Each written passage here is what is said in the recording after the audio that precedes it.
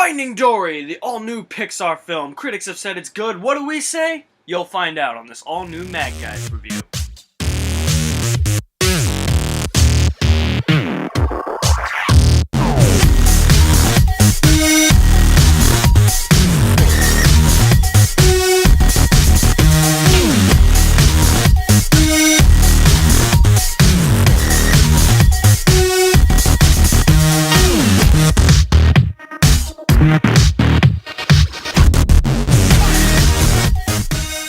What's going on, guys? This is Alex from the Mad Guys. Today I'll be reviewing Finding Dory. Finding Dory was released by Walt Disney Pictures, produced by Pixar Animation Studios Film. The film is about an hour and a half long. It's like an hour and 40 minutes. The film is rated PG for mild thematic elements as opposed to the G rating that Finding Nemo had. So this is the sequel to Finding Nemo, and in Finding Dory, Dory wants to try and find her parents. She knows that she came from somewhere, so she goes looking for her parents while bringing Marlin and Nemo along for the ride, the two characters from Finding Nemo, and along the way, Dory meets some new characters to help her get back to her family. Okay, so going into this film, I knew it wasn't going to be as good as Finding Nemo, because to me, Finding Nemo, it was not the Pixar movie that deserved a sequel. This one was. And it's coming in another 3 years. We should have gotten it by now.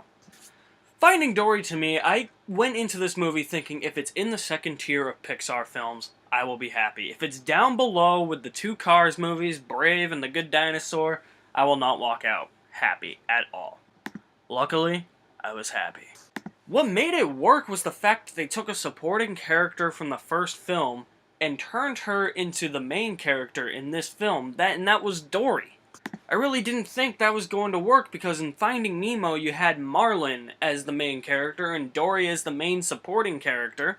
In this you have Dory as the main character and Marlin and Nemo as the main supporting characters. The roles were reversed and it was interesting to see that. And when this film was first announced, it was Finding Dory, I was like, is that even necessary? And to me, it's really not a movie that was necessary, but it was still a very enjoyable ride, and that was one of the aspects of the movie that I enjoyed, that the roles from the previous film were switched around, and it made for a really entertaining romp. I really liked Dory, I liked seeing Dory's backstory. It was a really interesting backstory, and there's actually a plot twist with her backstory that I didn't see coming, because it makes it look like it's something, and then towards the end of the film, it's like, no, it's actually this, and I was like, okay, that works. And let me tell you something, too. By the time you find out the big reveal and the whole resolution to the story, or almost the entire resolution to the story, if you're not jerking a tear, you don't have any emotions. This movie is emotional, it's heartwarming, it's uplifting, not as good as Finding Nemo was, but still, I almost jerked a tear. I don't really cry during movies, but I was just like, aww. FYI, the only time I've ever cried was 8 Below, dogs left alone in a snowstorm. Don't ever do that shit, that's mean. I also cried at the end of Toy Story 3 because the toys were holding hands in a furnace and were going to accept their fate and die. That's all you'll hear from me about me crying during movies.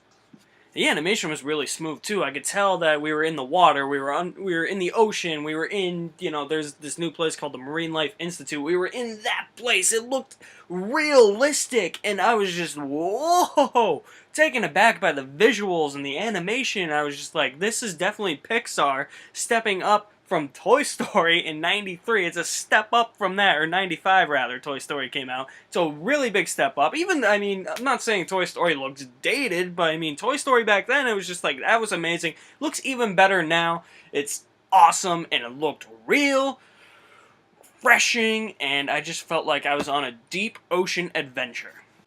My big problem with the movie is that there are characters in this movie, and I don't want to say I necessarily don't like the characters, I just didn't love the new characters. For instance, there's a whale, and I'm just like, you're kind of annoying, and then I forget what her friend's name is there, the other white guy, I forget what his name is, he was kind of annoying. The dude that was really annoying, that I was actually really impressed with because he ended up being a really good character, was Hank the Septopus. It's actually an octopus, but he had one of his arms cut off, so now he's a septopus. if Pixar ends up making a Finding trilogy, I kind of hope the third one's called Finding Hank. I want to see more of that guy. He was an asshole, but he was pretty fun to watch, so I want to see more of that guy. The thing is with this movie is the fact that we've already had a movie called Finding Nemo where there's a fish trying to find another fish. In this, it's called Finding Dory. We have a fish trying to find another fish. It's kind of like, the thing with me is that it's kind of like a been there, done that situation, so it's like, why do we need to see it again? To me, it was just kind of unnecessary. I was like, well, we're getting a sequel to Finding Nemo. Why? Where's our sequel to The Incredibles? Or A Bug's Life? Those are the two Pixar movies we need sequels to. Especially come on, A Bug's Life.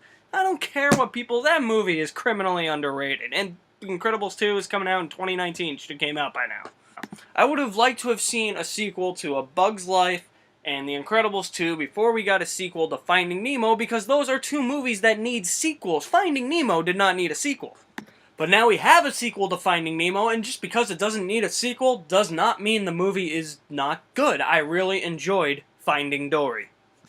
It was an entertaining underwater ocean adventure that we really didn't need, but we got anyways, and it still ended up being really good, and I really enjoyed it. Now, I'm not going to slap a rating on this thing because ratings to me mean nothing. It could mean different things to everybody. If I give it a B, somebody's going to be like, oh, well, it was a C in my eyes. If I give it an A, somebody's going to be like, why'd you give it an A? It was an A+. So, you take IMDb, for instance. To me, I deem anything above, like, 6.3 and above, you know. I look at IMDb, I'm like, oh, it's got a 6.3. It's got to be at least decent. Anything above that, I'm like, well, it's, you know, probably decent to good to really good to amazing. Anything below, I'm just like, no. You see, a 6.3 rating to me might mean something different to somebody else, so that's why I'm not going to really slap a rating on these bad boys. But I will conclude by saying that Finding Dory is, even though it's a sequel that we didn't need to a movie that didn't need a sequel, and there are some annoying new characters that aren't bad, but they're not great characters either, Finding Dory is still a really entertaining, really good, well-made, visually realistic underwater sea adventure, and I was glad to see the characters on screen again. It was interesting to see the roles from the first movie kind of reversed, and I really liked it. I think it's in the second tier of Pixar films for me. No way near the heights of Toy Story, any of the Toy Stories. I haven't seen WALL-E, not up there with The Incredibles, not up there with Finding Nemo. But like I said, still really entertaining. It's still a good movie. Take your kids to see it. You'll even enjoy it too. If you have seen Finding Dory, what did you think about it? Me and Pat want to know. Pat is not here. He'll be reviewing soon. But what did you guys think of Finding Dory? If you have seen it, we want some feedback. Drop us a comment in the comment section below. And guys, if you like what you've seen right here, you can click right here and go insane. For the Mad Guys.